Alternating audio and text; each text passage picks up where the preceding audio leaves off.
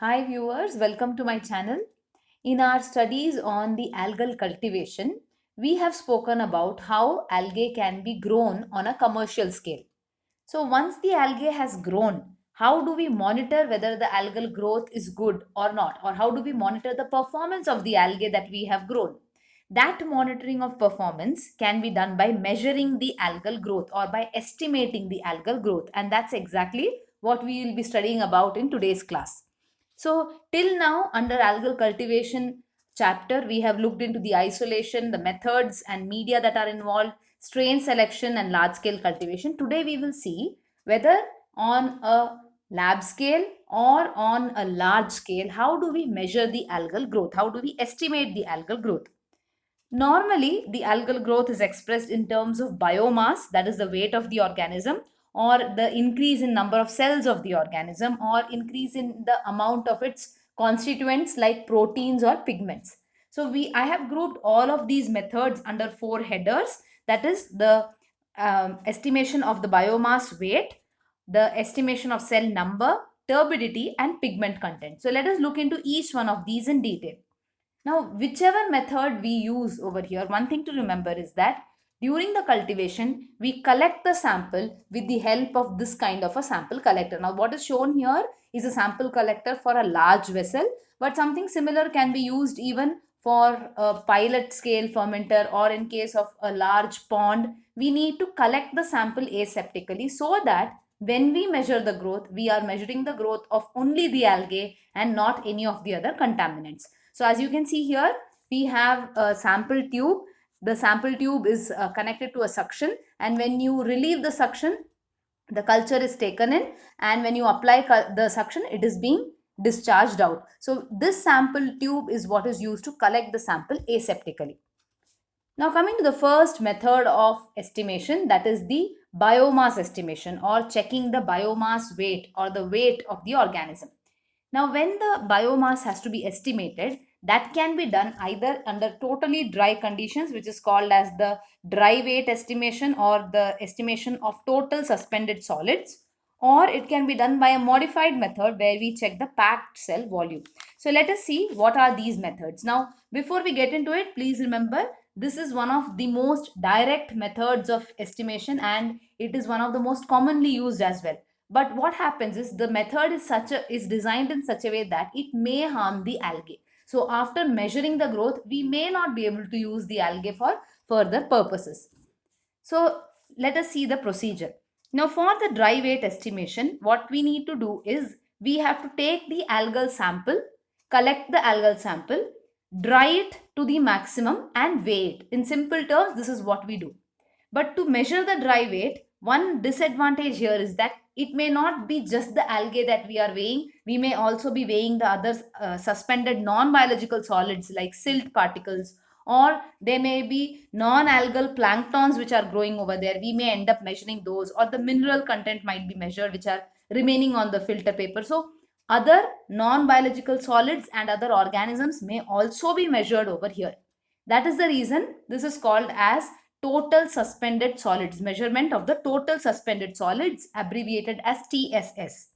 Now here we are using the sample and homogenizing it. That is the first step. So the homogenized algal sample is subjected to centrifugation, and after centrifugation the pellet is being washed.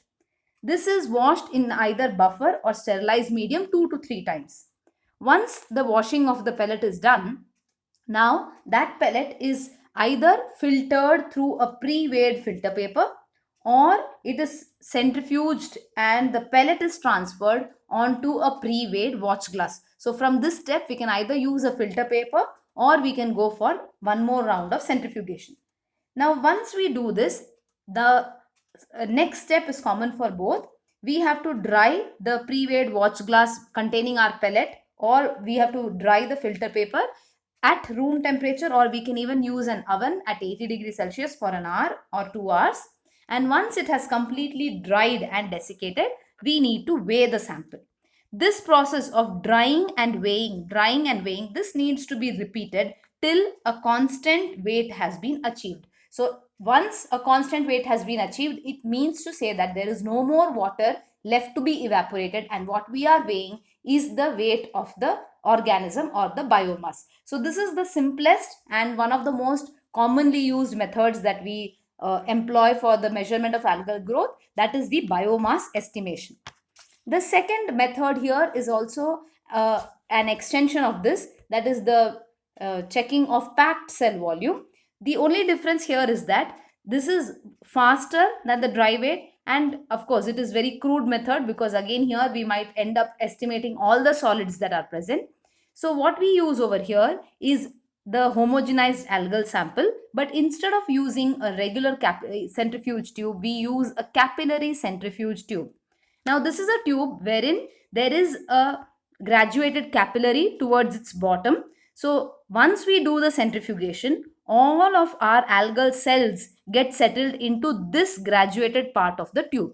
When they get settled into that graduated part, the packed cell volume can be read and expressed easily as the percentage of total volume. So that is why, even though we are checking the total solids here, this method is faster because we don't have to go for multiple rounds of centrifugation and drying.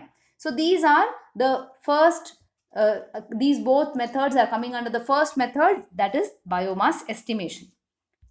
The second common method of estimating the algal growth is the measurement of turbidity. This also is a very, very commonly used method. Now the turbidity measurement is fast and it's also non-destructive. So the algal sample can be reused after the turbidity has been measured. That is one of its advantages. Now here, the turbidity measurement can be done either in the lab colorimetrically, because we know that algae produce pigments. So we can do a colorimetric estimation outside the region of absorption of the photosynthetic pigments. It can be done on site, or it can be done even in labs. That is, we can check the absorbance or the optical density of our sample. But for a larger pond or a lake or any kind of a large tank where we are growing the algae, colorimetric estimation is very cumbersome, because the sample needs to be collected from various parts of that setup or various parts of the tank. So for such kind of setups, what we use is a rough method of estimation which utilizes a Secchi disk. Now a Secchi disk will help you to visually observe whether there is growth or not, whether there is turbidity or not. The disc is a round disc which is maybe having a diameter of around 30 centimeters, and this circular disc has been divided into, or it has been marked in such a way that there are two dark and two light areas. Of course, we can use any kind of disc, but this is the normal pattern that is utilized for checking the turbidity of a sample or of a system. The disc is attached to a long pole or a stick which is calibrated, and this entire setup is lowered into the water body. Now when it is lowered until it is no longer visible. So the depth at which the Secchi disc is no longer visible is taken as a measure of the turbidity, and that depth is called as the Secchi stick depth. That depth is then utilized as a measurement of how much turbidity is there. It is generally assumed that more the turbidity, more is the growth of the organism, or more is the algae that is present. So this again is a rough estimation of the growth of algae, and colorimetric estimation is a slightly more accurate method than using a Secchi disk. So these are the first two commonly used methods, that is checking the biomass and checking the turbidity. But in both the cases, the accuracy is not very there, is not present, because we could be measuring the turbidity of a sample which contains organisms other than algae. So we go on to the third method, which is the counting of the cells. Now in this case, what we do is we take the sample in which the algae is growing, and then we count the cells, or we take the cell number. This again can be done by various techniques based on the size of the lab, based on the size of the sample, based on the frequency the sample has to be taken. This can be done by several methods. One of the common methods of counting the cells in the culture is microscopy. So when we say counting the cells, what we are trying to do there is we are estimating the size of the cultured population and expressing it as the total number of cells. So the microscopy is one of the easiest way to do it. Either we can go for a bright field microscope or a phase contrast microscope. And along with the microscope, we can use a Whipple disc, which is something similar to an ocular micrometer. So it has to be fit into the ocular lens, and it has squares which makes it easier for us to count. So this Whipple disc can be used along with a regular microscope, and the organisms, the cells in the sample, can be counted. We can also go for a counting chamber, which includes different types of counting chamber, like Palmer-Maloney counting chamber or hemocytometer can be used. So there are different counting chambers that can be used based on the size of our cell that we are planning to count. As you can see here, based on the cell size, the counting chambers can differ. Based on what kind of cells we have grown, or what kind of cells we are expecting to find in our sample, we can decide which type of counting chamber we need to go for, whether it is Petroff-Hauser counting chamber or a hemocytometer or Spears-Levy counting chamber. The type of counting chamber will vary based on our cell size. So what is shown here in the picture, this is Sedgwick counting chamber, this is a hemocytometer, this is Spears-Levy counting chamber, and this is the Petroff-Hauser counting chamber, which is more suitable for very tiny or minute phytoplanktons. So a counting chamber can be used, which helps us to count more easily and more accurately than just using a direct microscope. We can also go for an advanced technique of flow cytometry. Now in a flow cytometer or in flow cytometry, what we do is the organism is being pushed through a thin channel or a thin tunnel in such a way that there is a single cell passing at a time, and these cells are counted and sorted by using laser based technology. So as the based on the type of light scattering that is seen, based on the pattern of the light scatter and the intensity of the light scatter, we can judge, or we can assume how many cells, we can count the total number of cells that are passing through this channel or through this tunnel. So this is one of the other methods that we can use, which is flow cytometry. What I have shown you here is a very basic method or a very basic explanation of flow cytometry, but it is a much more in-depth and a beautiful method for counting cells. So these are some of the common techniques that can be used for counting of the algal cells.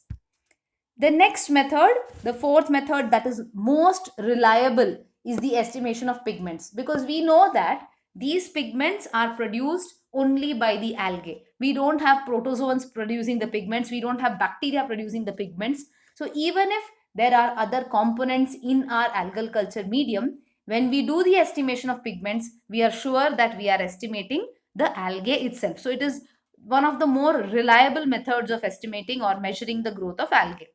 Now, depending on which algal strain we have and which is the pigment it has more, we can decide the solvent that needs to be used to extract the pigments. There has to be a solvent. That solvent could be ethanol, it could be methanol, acetone, diethyl ether. All of these solvents are used to extract the pigments from the cell of the algae.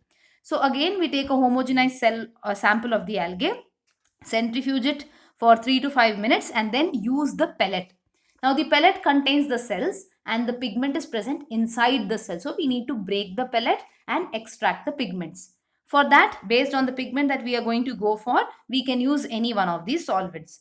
Now these solvents are mixed with the pellet, and the pellet is allowed to be vortexed. So after the washing is done and the pellet has been mixed with the solvent, the tubes are kept in hot water for 60 to 70 minutes and vortexed. The reason we keep it in heat or we apply heat is so that the extraction is faster.